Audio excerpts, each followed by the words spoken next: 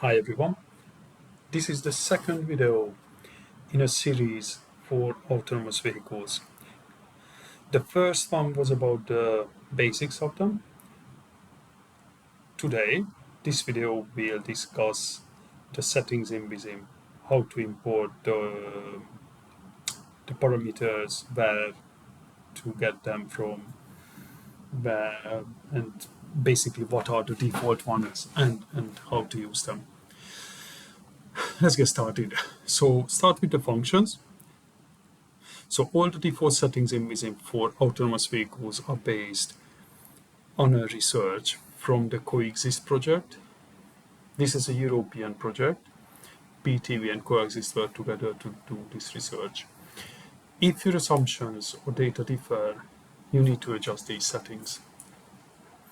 But you are free to use as defaults and probably quite helpful if you just want to work with AVs or CAVs.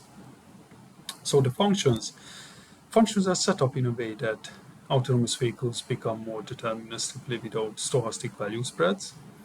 So they follow the rules more accurately. For example, the speeds, the acceleration, the way they behave are more deterministic. Acceleration and deceleration functions, maximum minimum values are identical with the medium value. What that means is, if I come here and show, for example, the maximum acceleration function as an example, so you can see the car autonomous vehicle and the car conventional. For the conventional, you see that the speed values and the y values. So basically here the y min and max, the min and max value, there is a spread between the two.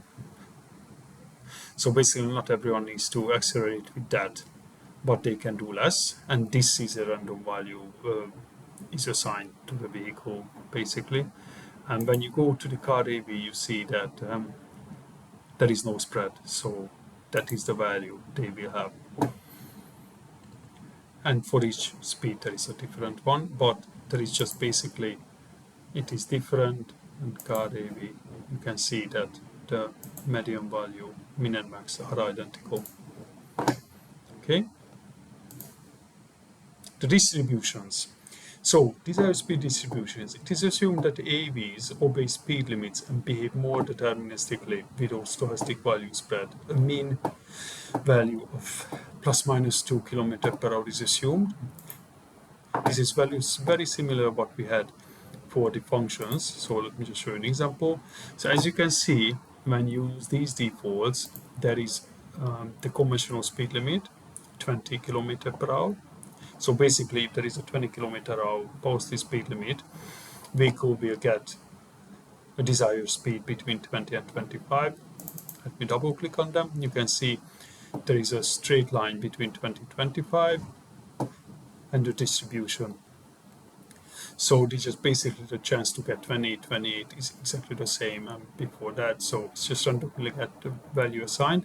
So they tend to drive more than 20 when there is a speed limit. You can see similar to 70, the default is from 68 all the way up to 78. And we get to assign the random value within this.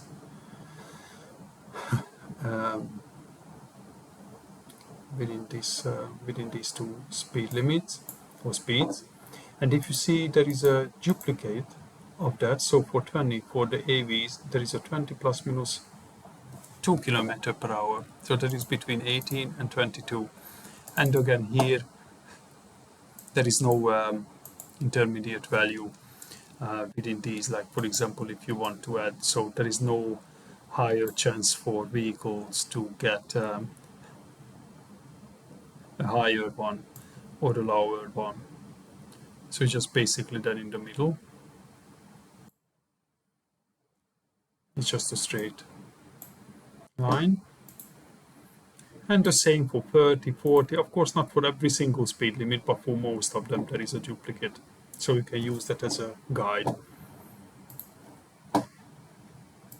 Time distribution. So time distribution is important for the CC1 driving parameter. When you use VDEMON 99, um, the model for vehicle following. So if I just go to the time distribution, you see, okay, let me just show you that for AVs, there is a CC1 for the VDEM 99 car following model. There's a CC1, and here you need to add the time distribution. And here, that is also a specific setting. So as you can see, just 1.5, there is no um, below that or above that, it's just a single one. Yeah, you can see here, this is like the conventional one. Uses the VDEM 174, or like a freeway one. It uses like a different gap time distribution. This is basically the time between the headway between the vehicle upstream, or sorry, downstream. Yeah, and are set default according to the coexist driving logic. So again, this number comes from the research study they did.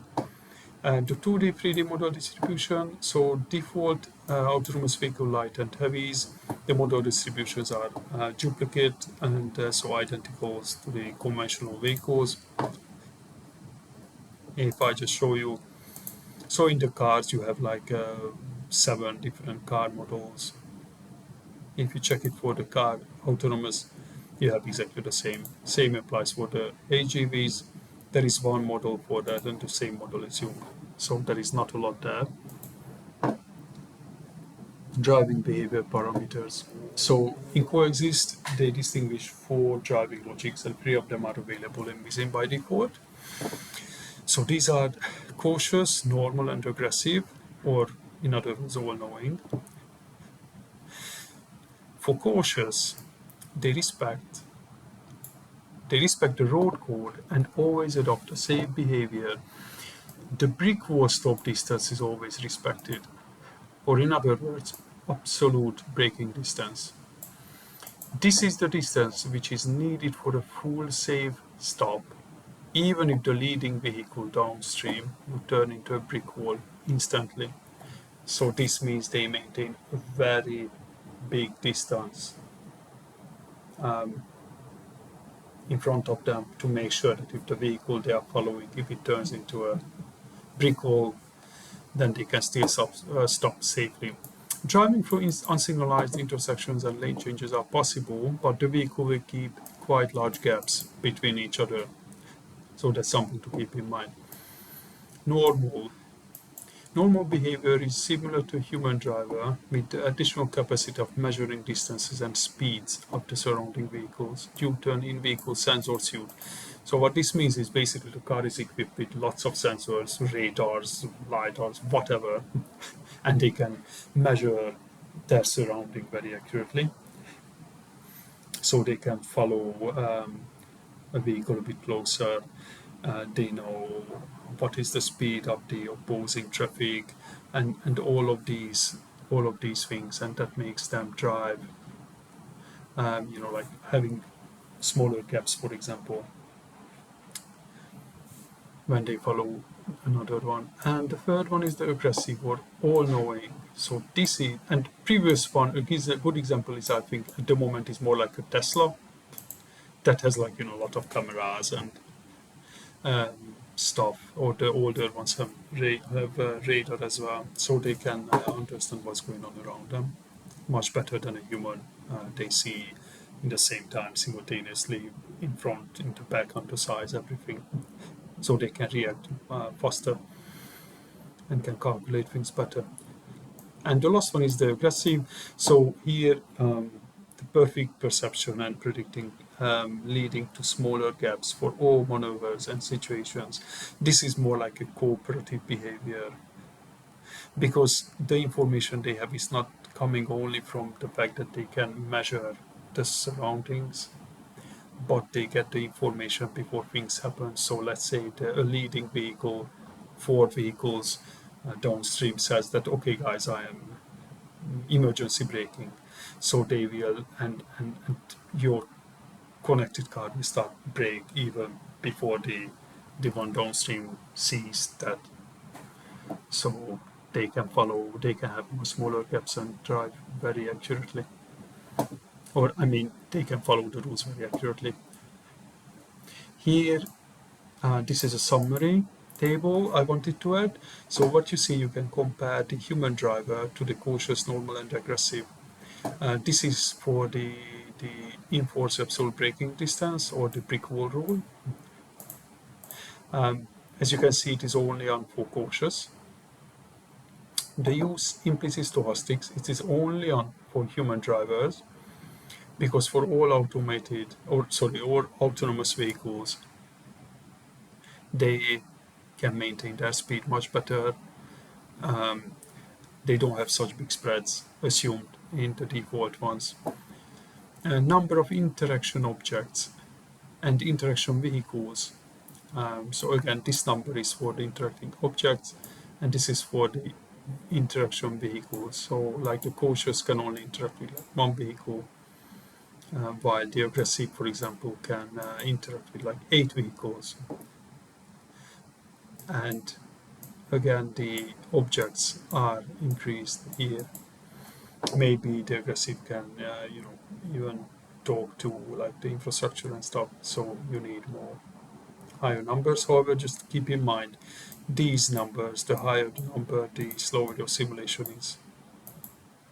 So if you struggle with simulation speed, you might want to reduce these. Increased acceleration.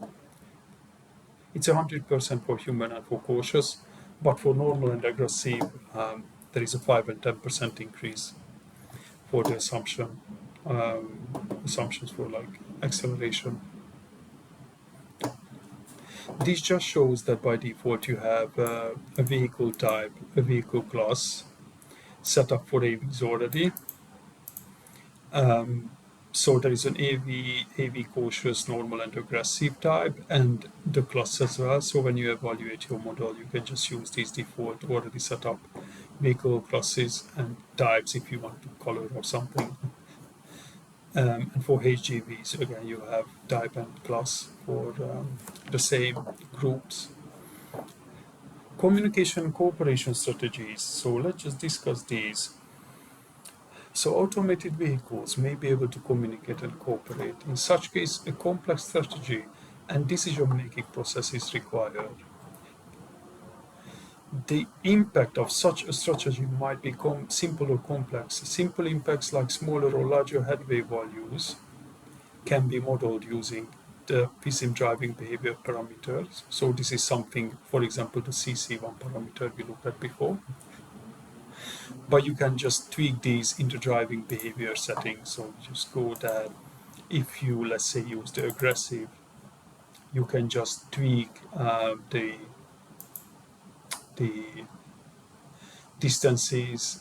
You can tweak maybe the number of interaction objects or vehicles. Let's say if your system or your assumptions assume a different value there.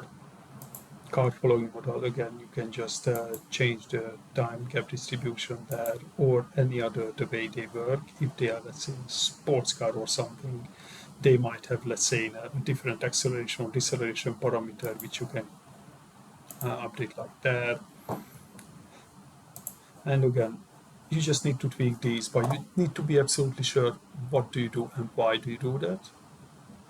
But if you don't, if you just want to have like a study based on just normal autonomous vehicles, just go with like a normal. Or if you have like a highly cooperative vehicle mix, just go with the AV aggressive. Complex impacts and or higher accuracy might require the use of an interface to VISIM, such as COM interface, where you need to code basically everything. Driver model DLL or driving simulator DLL. So these files might need to be updated or written by you if you know what you want to do. where your exact algorithm can be implemented. But you need to be absolutely sure what are you doing and why do you do that. And lastly, so where can you get these settings and how and what is the best way to do it? So with Vizim, pre-installed comes a template which you can use. You can see the address or the folder where you can find the folder on your C drive. Of course, if you have a different setup or installation folders and stuff, it might be different. But within users, there is a public documents, and within that there is a PTV vision, and for your exact Vizim version, but you need to make sure that it's above 11. There is an example training and an autonomous vehicle and the AV-based settings. There you will find an IMPX model, and from that model, you can just copy paste that model and start building up your network. Or if you already have a network, you can use read additional feature and you can select the actual settings you want to import into your existing model. Or you can just basically copy paste if you only want, like, let's say, the driving behavior or the time distribution setting. Yeah, you can always just go into the details, see, and you can recreate it, or you can just copy paste these data into a new one and things like that. So yeah, thanks a lot for watching. I hope you liked it. Please comment, let me know what you think, any recommendations. There will be more videos following, so I would like to do some examples as we go. And like and subscribe, that would help to support this channel. Thank you very much. See you.